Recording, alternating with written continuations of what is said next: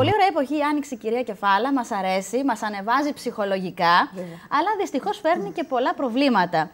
Και η αλλεργία στα μάτια είναι κάτι πολύ συνηθισμένο αυτή την εποχή. Έτσι είναι, πράγματι. Η Άνοιξη είναι και για μένα η πιο όμορφη εποχή του χρόνου. Μας ανεβάζει όλους ψυχολογικά. Μερικούς συνανθρώπους μας βέβαια μας ταλαιπωρεί, βάζω και τον εαυτό μου σε αυτό, με κάποιες αλλεργίες που συχνά συνδυάζονται με αλλεργική ρινίτιδα και σε συνέχεια με αλλεργική επιπεφικίτιδα που αφορά τα μάτια μας. Το πιο συνηθισμένο πρόβλημα είναι η αιαρινή επιπεφικίτιδα που εμφανίζεται την Άνοιξη. Η αιαρινή επιπεφικίτιδα, ναι, που συνήθως αφορά τους μήνες Απρίλιο-Μάιο και παρουσιάζει κοκκίνισμα, δακρύρια.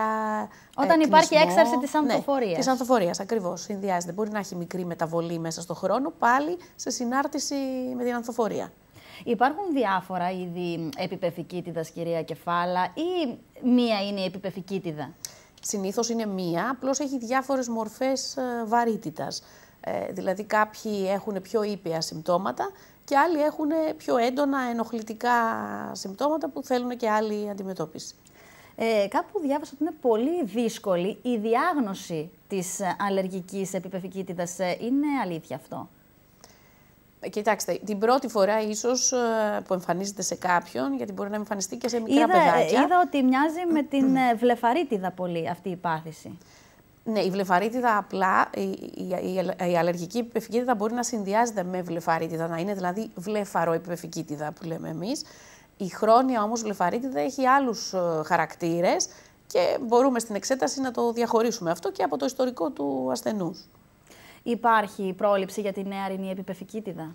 Βεβαίως, εκτός από την πρώτη φορά που όταν συμβεί σε κάποιον δεν ξέρουμε τι είναι, εφόσον διαγνωστεί ότι είναι αιαρινή επιπεφικίτιδα, υπάρχουν κάποια κολλήρια που ο ασθενής, γνωρίζοντας ότι για παράδειγμα Απρίλιο-Μάιο εμφανίζει την έξαρση αυτή, μπορεί 15 μέρες πριν τη συνηθισμένη έναρξη των συμπτωμάτων να ξεκινήσει τη χρήση κάποιων κολληρίων αντισταμινικών, αυτά είναι χωρίς κορτιζόνη, και μπορεί να τα χρησιμοποιήσει για 1 και 2 μήνες και έτσι να έχει μια πολύ καλή ύφεση των συμπτωμάτων και να περάσει το διάστημα αυτό ακόμα και εντελώς ανώδυνα. Τα συμπτώματα ποια είναι, κυρία Κεφάλα? Είναι έντονος κνισμός, φαγούρα, κοκκίνισμα στα μάτια. Τα μάτια μας δακρύζουν πιο πολύ, αν συνδυάζεται... Κοκκινίζουν και μέσα και έξω. Ναι, σε μερικούς και μέσα, το λευκό, δηλαδή ο λευκός κοιτώνας του ματιού μπορεί να κοκκινήσει και σε κάποιους πρίζονται ελαφρά και τα βλέφαρα. Υπάρχει περίπτωση να μην θεραπευτεί η αλλεργική επιπεφικίτιδα και να υποτροπιάζει κατά καιρούς? Ή μάλλον να θέσω αλλιώς το ερώτημα, θεραπεύεται η αιαρινή επιπεφικίτιδα ή θα μας βασανίζει αν την εμφανίσουμε μία φορά για όλη μας τη ζωή? Συνήθως, επειδή είναι μία αλλεργία, εμφανίζεται κάθε χρόνο. Μπορεί κάποιες φορές, επειδή έχει να κάνει με την ανθοφορία, να είναι πιο ήπια κάποιες χρονιές τα συμπτώματα, κάποιες πιο έντονα. Οι ασθενείς όμως το ξέρουν, γι' αυτό και κάνουν τη θεραπεία που είπαμε πριν. Δηλαδή, συνήθως αρχές Απριλίου ξεκινάμε αυτά τα κολλήρια και για 2 μήνες και οι άνθρωποι έτσι συνεχίζουν τις καθημερινές τους δραστηριότητες χωρίς τις ενοχλήσεις. Αν θέλει κάποιος να απαλλαγεί από αυτό, πρέπει να απευθυνθεί, να απευθυνθεί σε αλλεργιολόγο μετά, να κάνει κάποια τεστ για να βρούμε ακριβώς ποιο είναι το λουλούδι, το φυτό ή οτιδήποτε άλλο που προκαλεί την αλλεργία και να κάνει κάποιες θεραπείες απευαισθητοποίησης που λέγονται, που αυτές γίνονται με άλλη ειδικότητα, έτσι, όχι με τον οφθαλμίατρο, για να προσπαθήσει να αντιμετωπίσει το αίτιο. Γιατί το αίτιο της αλλεργίας είναι ένα αντιγόνο, ένα ξένο σώμα, είτε μια σκόνη είτε γύρι, που προκαλεί αυτή την αντίδραση. Αυτό ισχύει και για τη βλεφαρίτιδα? Για τη βλεφαρίτιδα όχι. Συνήθως τα αίτια της βλεφαρίτιδας τις περισσότερες φορές δεν είναι αλλεργικά. Επομένως η βλεφαρίτιδα μπορεί να εμφανιστεί και σε άλλες εποχές του χρόνου. Ακριβώς. Η βλεφαρίτιδα εμφανίζεται όλο το χρόνο και έχει υφέσεις και εξάρσεις και είναι μια χρόνια πάθηση, δηλαδή δεν είναι... Είναι κάτι που έχει υποτροπές και το λέμε αυτό στους ασθενείς και είναι άλλη θεραπεία που αντιμετωπίζονται αυτές οι υποτροπές. Έχω ακούσει, κυρία Κεφάλα, ότι την Άνοιξη και το καλοκαίρι που έχουμε έξαρση της ανθοφορίας, καλό θα είναι να αποφεύγουμε να φοράμε φακούς επαφής. Είναι αλήθεια αυτό? Είναι σωστό μάλλον αυτό? Όχι, δεν υπάρχει λόγος. Σε ανθρώπους που έχουν έντονη έξαρση με αλλεργική επιπεφικίτιδα μπορεί η χρήση των φακών επαφής να είναι δυσάρεστη. Οπότε κάνουν τη θεραπεία τους, χρησιμοποιούν πιο εντατικά τεχνητά δάκρυα για να ενυδατώνουν τους φακούς και να αντιδρά το μάτι λιγότερο.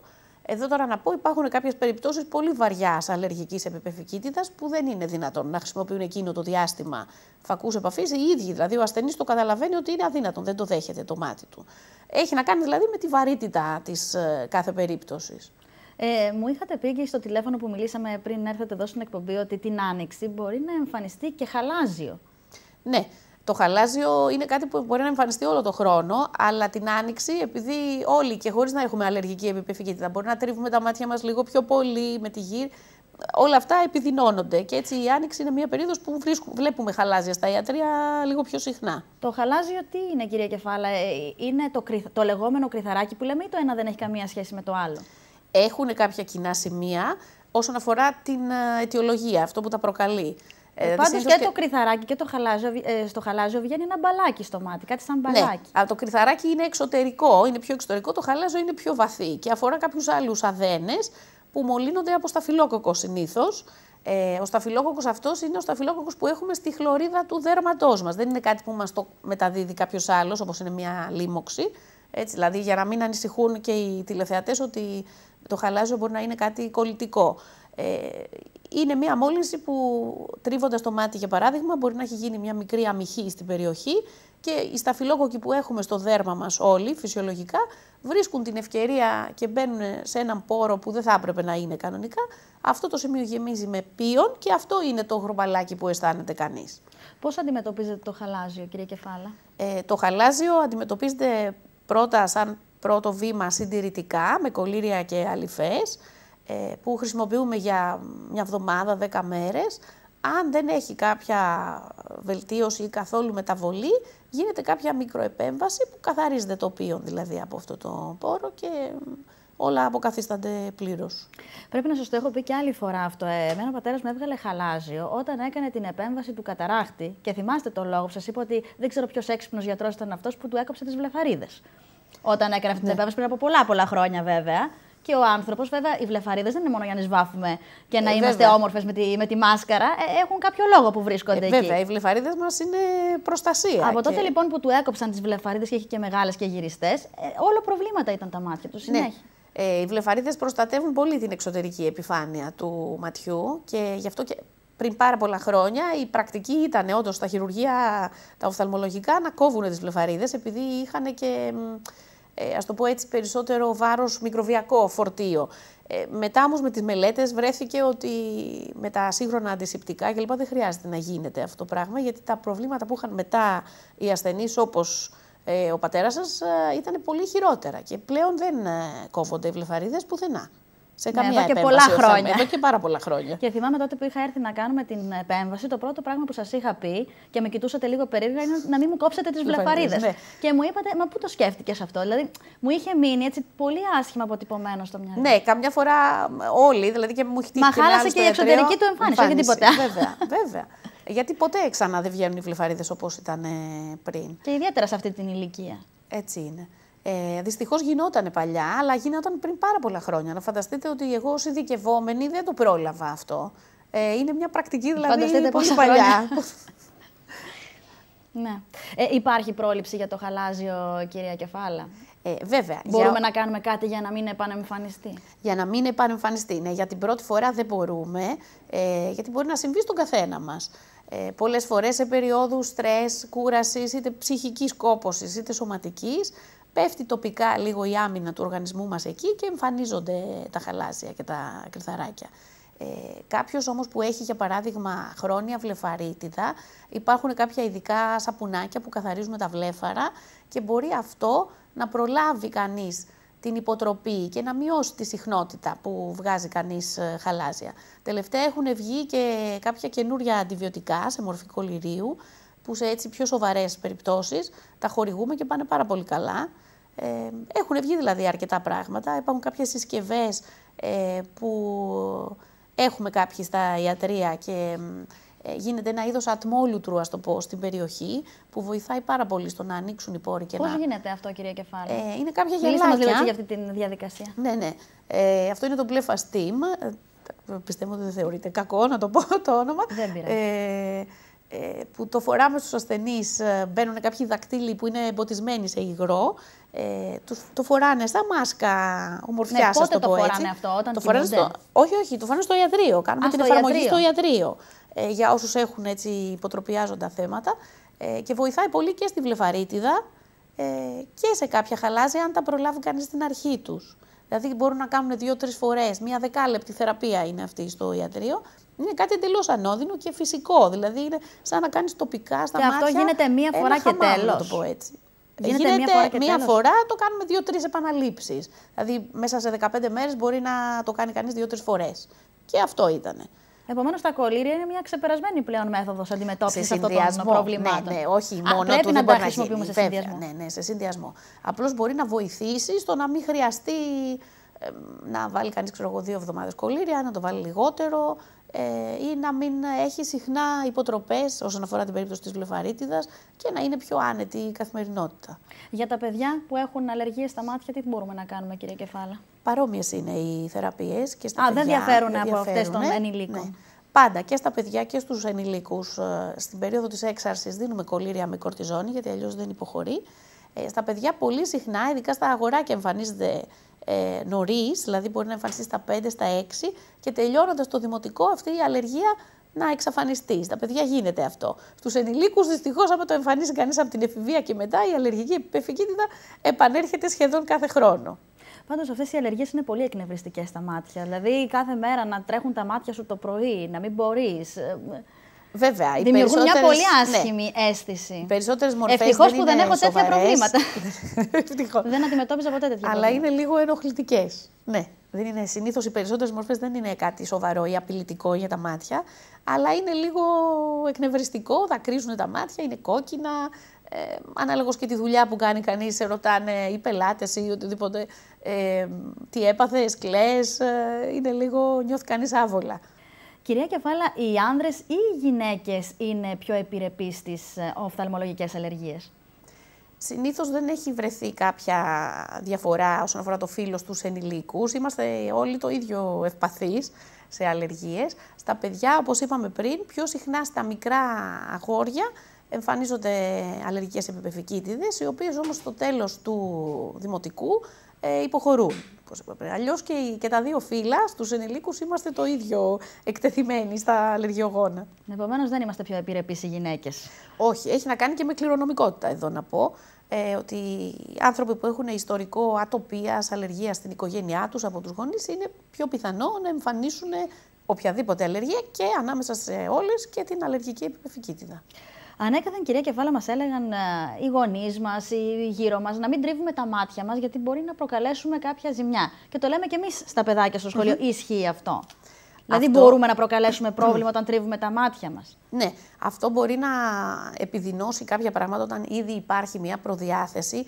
Το έντονο τρίψιμο των ματιών, όπως είπαμε πριν, μπορεί να δημιουργήσει μικροσκοπικές αμυχές και εκεί οι σταφυλόκοκκοι και άλλα μικρόβια που έχουμε στο δέρμα μας να μπουν σε πόρους γύρω από τα μάτια και τις βλεφαρίδες και να δημιουργήσουν χαλάζια ή άλλα προβλήματα. Γι' αυτό και τα παιδάκια πολλές φορές βγάζουν συχνά χαλάζια και κρυθαράκια, επειδή τα παιδάκια είναι πιο απρόσεχτα, πολύ συχνά τα χέρια, θα παίξουν στο πάρκο, θα πιάσουν τα μάτια, αμέσως κάτι θα γίνει ένας ερεθισμός. Με αυτό το μηχανισμό δημιουργείται έτσι ένας φαύλος κύκλος που μπορεί να πυροδοτήσει ερεθισμούς, βλεφαρίτιδες και κάποιες υποτροπές τέτοιων μικρολοιμόξεων στα βλέφαρα. Επομένως, καλά μας έλεγαν από παλιά να μην τρίβουμε τα μάτια μας. Πολλές παρενέσεις παλιές είναι σοφές, έτσι. Τα γυαλιά ηλίου τι ρόλο παίζουν σε όλα αυτά τα προβλήματα? Ναι, η Άνοιξη είναι μια εποχή που πρέπει να αρχίσουμε να σκεφτόμαστε σοβαρά. Γιατί έχουμε και πιο έντονη ηλιοφάνεια. Και για άλλους λόγους που θα πούμε να φοράμε γυαλιά ηλίου. Όσον αφορά τις αλλεργίες, επειδή συνήθως υπάρχει δακρύρια και φωτοφοβία που λέμε εμείς, λίγο μετριάζουν τα συμπτώματα τα γυαλιά ηλίου. Όχι ότι είναι θεραπεία, έτσι, αλλά κάνουν λίγο την καθημερινότητά μας. Δεν είναι τα συμπτώματα τόσο έντονα. Ναι, γιατί όταν κάποιος έχει αλλεργική επιφυκήτιδα και το λίγο αεράκι, το έντονο φως, του κάνει περισσότερη δακρύρια, ενοχλείται ακόμα πιο πολύ.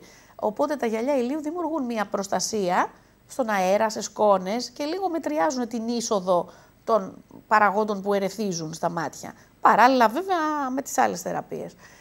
Εδώ όμως θα είναι μια πολύ καλή ευκαιρία να τονίσουμε ότι πρέπει, εκτός από το θέμα των αλλεργιών, από εδώ και μπρος, σε αυτή την εποχή και μικροί και μεγάλοι να φοράνε γυαλάκια ηλίου. Η Ελλάδα έχει έντονη ηλιοφάνεια, που είναι και η χαρά, αυτό που μας αρέσει δηλαδή αυτή την εποχή ακριβώς. Αλλά προστατεύουμε τα μάτια μας, γιατί η ηλιακή ακτινοβολία επηρεάζει από τα βλέφαρα με διάφορες παθήσεις, αθροιστικά δρά, δηλαδή με την πάροδο των ετών στο να σχηματιστεί καταράκτης. Είναι πολύ επικίνδυνος ο ήλιος και για τα μάτια μας. Είναι βλαβερός, βέβαια. Δεν είναι μόνο, όπως λέμε, να προστατεύουμε το δέρμα μας με αντιλιακό, έτσι, στην έκθεση στον ήλιο, έτσι πρέπει να φοράμε και γυαλιά ηλίου για προστασία των βλεφάρων, προστασία του φακού των ματιών για τη δημιουργία καταράκτη και πάρα πολύ σημαντικό επίσης την προστασία της οχράς κοιλίδας. Έχουμε αναφερθεί σε άλλη εκπομπή και στην εκφύλιση της οχράς κοιλίδας και θυμάμαι σε μια άλλη εκπομπή, κυρία Κεφάλα, που είχατε τονίσει το πόσο σημαντικό είναι να επιλέγουμε καλής ποιότητας γυαλιά ηλίου. Βεβαίως. Χρειάζεται τα πράγματα βέβαια ηλίου... τώρα είναι πολύ δύσκολα, σίγουρα. Ο κόσμος δεν έχει όμως επιλογές. Βέβαια, υπάρχουν επιλογές και δεν μπορούμε να βάζουμε και τα μάτια μας σε κίνδυνο και να αγοράζουμε ό,τι γυαλιά βρίσκουμε στον δρόμο. Δηλαδή, τα γυαλιά από πλανόδιους δεν είναι ελεγμένα, εννοείται. Και δεν είναι το θέμα της αισθητικής, είναι να μην πάθουμε κάτι. Κάτι, βεβαίως, γιατί φοράμε ένα γυαλί που δεν μας προσφέρει τίποτα σε αυτή την περίπτωση. Δηλαδή, πιστεύω ότι πλέον και με την κρίση και τα καταστήματα έχουν προσαρμοστεί και έχουν επιλογές σε διάφορες τιμές, αλλά να είναι ποιοτικές. Σημαντικό είναι να κοιτάμε δύο πράγματα, που σε όλα τα καταστήματα οπτικών τα γυαλιά τα έχουν αυτά τα χαρακτηριστικά. Έχουν το ταμπελάκι με το σήμα της Ευρωπαϊκής Ένωσης, το CE, που καλύπτει κάποιες προδιαγραφές και επίσης δείχνουν το βαθμό απορροφητικότητας, ας το πω έτσι, που για τις μεσογειακές χώρες είναι ή το 3 ή το 4 σε όλη την αγορά. Δεν έχει πάντα να κάνει με το χρώμα των γυαλιών. Δηλαδή αυτό δεν μας το είχατε πει στην προηγούμενη εκπομπή. Είναι δύο πράγματα. Ναι, συνήθως αυτά τα δύο είναι. Γράφει δηλαδή είναι το νούμερο 3 ή 4, γιατί κάποιοι άλλοι βαθμοί, το 1, το 2, είναι για συνθήκες που είναι για βόρειες χώρες που δεν έχουν έντονη ηλιοφάνεια. Γι' αυτό και στην Ελλάδα τα γυαλιά που κυκλοφορούν συνήθως έχουν αυτά τα χαρακτηριστικά. Γεγονός πάντως είναι, με βάση όλων αυτών που μας είπατε σήμερα, κυρία Κεφάλα, ότι μπορούμε ανώδυνα, σχετικά ανώδυνα, το ανώδυνα εντός εισαγωγικών, να αντιμετωπίσουμε όλα αυτά τα προβλήματα της αλλεργίας στα μάτια. Βέβαια. Υπάρχει ο τρόπος. Βεβαίως. Υπάρχουν πολλοί τρόποι. Ναι, υπάρχουν πολλοί τρόποι ανάλογα με την περίπτωση, με τη βαρύτητα της αλλεργίας. Η πρώτη φορά πάντα είναι η πιο δύσκολη, γιατί δεν ξέρουμε με τι έχουμε να κάνουμε. Από τη στιγμή που θα διαγνωστεί, οι επόμενες χρονιές υπάρχουν πάρα πολλά μέσα που μπορούμε να έχουμε ήπια συμπτώματα ή και καθόλου, αν τα προλάβουμε με τον τρόπο που είπα πριν. Και οι αλλεργίες δεν είναι κάτι, κυρία Κεφάλα, που μπορεί να μείνουν εφόρου ζωής, ή μπορεί να εμφανιστούν ξαφνικά ή μπορεί να φύγουν ξαφνικά όπως εμφανίστηκαν. Ναι, στα παιδιά συνήθως γίνεται αυτό, δηλαδή εμφανίζονται ξαφνικά, φεύγουν ξαφνικά. Οι ενήλικοι τις περισσότερες φορές, όταν την εμφανίσουν την αλλεργία, συνήθως τους ακολουθεί εφόρου ζωής με υφέσεις και εξάρσεις. Υπάρχουν όμως και εκεί λύσεις, αν είναι ενοχλητικό πολύ, για να προλάβει κανείς και να την μετριάσει. Σε αυτές τις περιπτώσεις είπατε ότι απευθυνόμαστε στον αλλεργιολόγο, βέβαια, για τεστ απευαισθητοποίησης. Ναι. Σας ευχαριστούμε πολύ για τις χρήσιμες πληροφορίες, κυρία Κεφάλα.